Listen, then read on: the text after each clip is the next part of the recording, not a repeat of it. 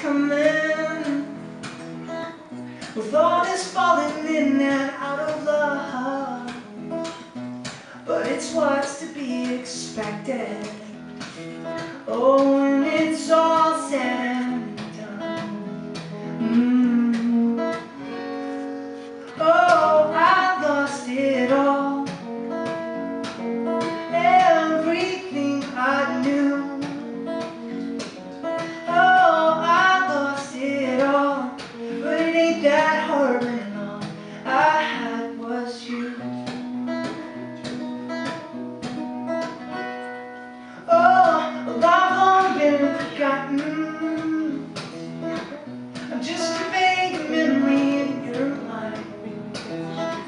And when love is all that's lost, oh, it's just a matter of time.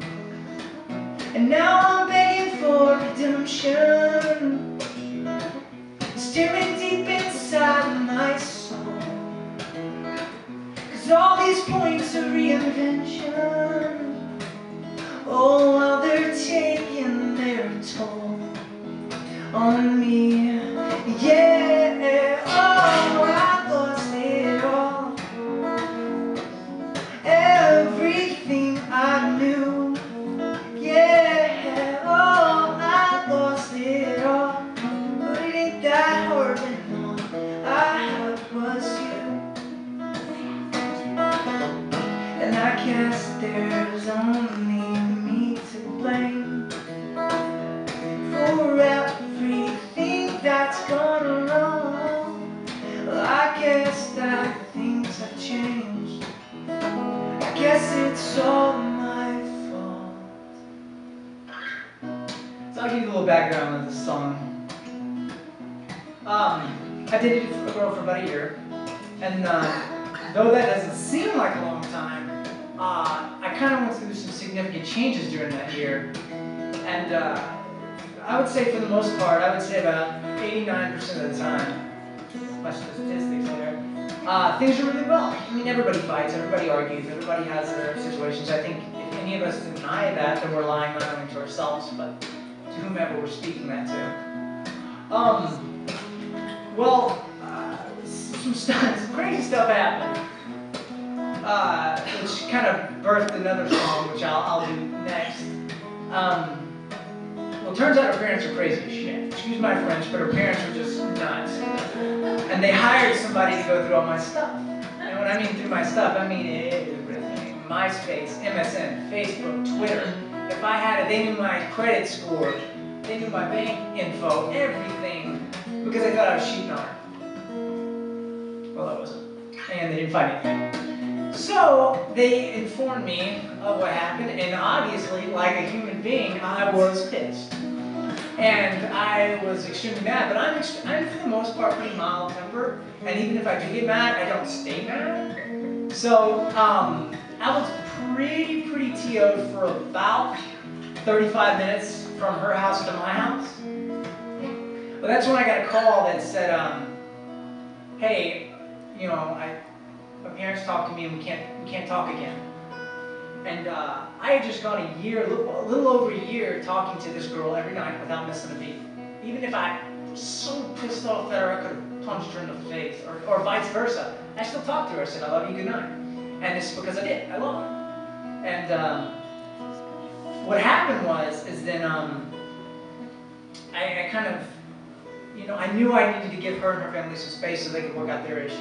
I knew that not only because they told me, but because it's common sense. When you have, you know, obviously she was upset at her parents, and her parents were upset at her parents were upset at me, or something.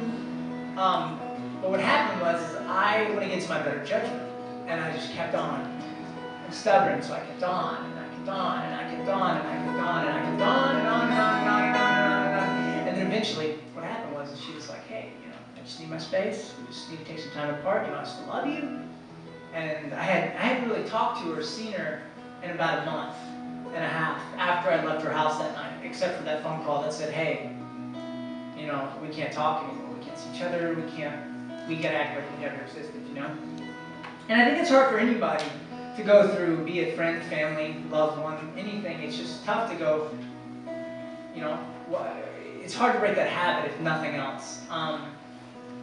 And she showed up. I had night classes on Thursdays, and her parents were out of town, so she came up to the night class and met me. And it's the first time I had seen her in months. Talked to her in about a month and a half. So I was pretty taken, I guess. And she just said, "Look, you know, let's let this blow over. Let's take some time. You know, you do your thing, get yourself back together, and I'll do the same thing. And then we'll meet in the middle when it's time." And instead of me doing that, I just kept on and I kept on and I kept on. And it got to the point where I knew I should just let it go and just let time and kind of the way of the world kind of work itself out. And I did. I can't stress that enough. I didn't. And it led to the ultimate. I paid the ultimate price. I have not spoke to her. I have, but I have not spoken to her in years. In about a year and a half, 2 years. And the only times I have spoken to her, it's, you know, send her a text message that says happy birthday and get a text message back that says do not text me, ...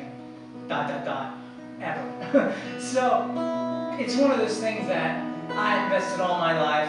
At that point in my life, I invested everything I had into something material.